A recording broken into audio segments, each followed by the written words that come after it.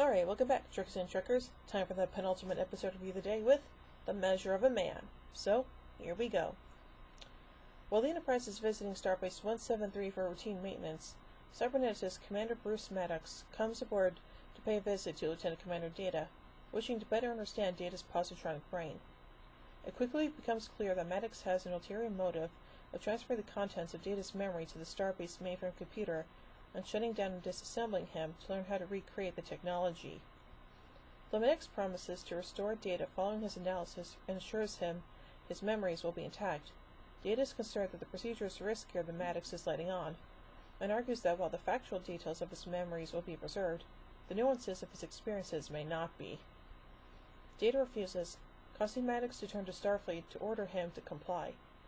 Captain Jean-Luc Picard supports Data's position, and is advised that the only way for Data to evade the order is to resign from Starfleet, which Data does. Maddox, however, argues that Data is Starfleet property, not a sentient being, and as such does not have the right to choose to resign. I'm pretty sure he actually does, Maddox. The presiding Judge Advocate General for the sector, Captain Filippo Louisville, I guess that's how it's pronounced, sorry if I butchered it, rules for Maddox, so Picard requests a formal hearing to challenge the ruling. Louisville agrees, and allows Picard to represent Data during the proceedings. However, due to a shortage of qualified legal staff, Louisville compels Commander William Riker to represent Maddox. Riker's argument portrayed Data as merely a machine constructed by man, and no more than the sum of his parts. In a striking final demonstration, Riker activates Data's off switch, causing the android to shut down. Picard calls for a recess, during which he meets in 10-4 with Guinan, who suggests that regardless of whether Data is a machine or not, Maddox's plans for reproducing him will lead to a situation tantamount to slavery. Yeah, that's a major no-no. Picard uses this to defuse Riker's arguments, and turns the discussion to metaphysical matters of Data's sentience. Picard points out that Data meets 2 of the 3 criteria that Maddox uses to define sentient life. Data is intelligent and self-aware, and Picard asks anyone in the court to show a means of measuring consciousness.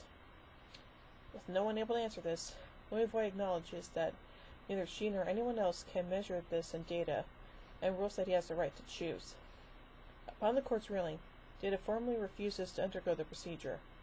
After the hearing, Data clearly holds no ill will against Maddox, and Data reminds the scientist that his work remains intriguing, and offers to assist him in further research after Maddox has had more time to study and perfect his techniques. Maddox, for his part, refers to Data for the first time as he rather than it. Yay! Later during the party celebrating Data's victory, Data finds Riker alone in a conference room, ashamed of having had to argue against his friend in the hearing. Data cheers him up by telling him that his action was an act of self-sacrifice that gave Data the chance to win his freedom, and as had Riker refused to participate, Louisville's original judgment in favor of Maddox would have been final. The two then happily returned to the celebration together.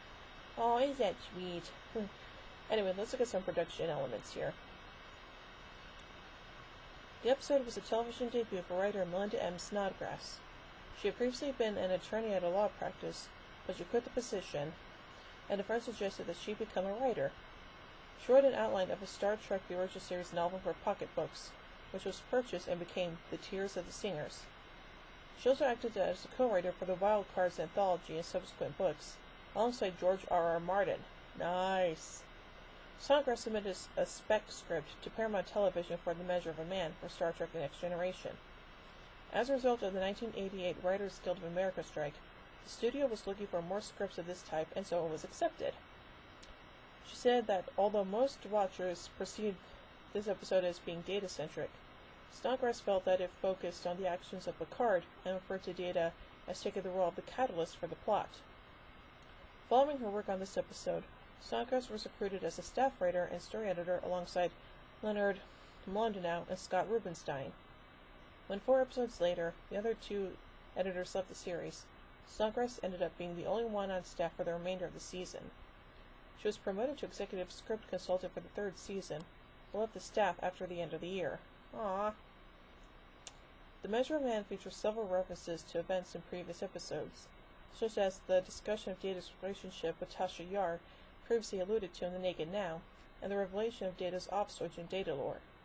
This is also the first episode to have a scene of the crew's poker game, which will continue to feature throughout the series, and was the final scene of the series finale, All Good Things.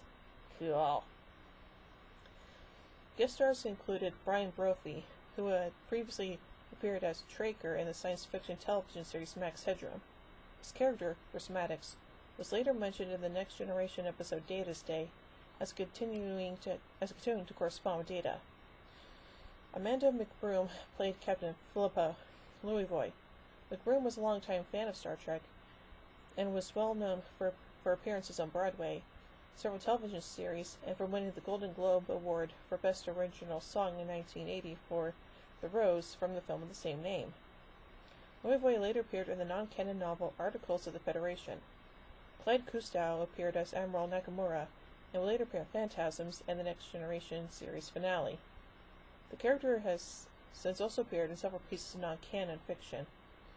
Though uncredited, Denise Crosby makes a very brief cameo as Tasha Yar in a holographic projection. Interesting. Now let's look at some themes and influence that went into this episode. The Measure of Man has been given as an example of the complexity and depth of Star Trek. The subject matter has been seen as ranging from the rights of artificial life forms to slavery. In the wake of discussions regarding the ethical and moral dilemmas of computer scientists, the episode also received attention amongst academe, I guess that's how I pronounce it, I butchered it, and was used as lecture material, including in a course on computer ethics at the University of Kentucky in a section covering robot and cyborg rights. The idea of non-human ethics has also been discussed prior to The Measure of a Man, in papers and books such as Animal Liberation, A New Ethics for Our Treatment of Animals by Peter Singer in 1977, and On Being Morally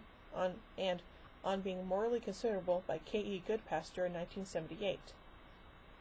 In the essay The Measure of the Man and the Ethos of Hospitality Towards an Ethical Dwelling with Technology within the AI and Society Journal 2009, Lucas D'Antrona explained that Data's main issue in this episode was that this area of ethics is dealt with purely in human terms.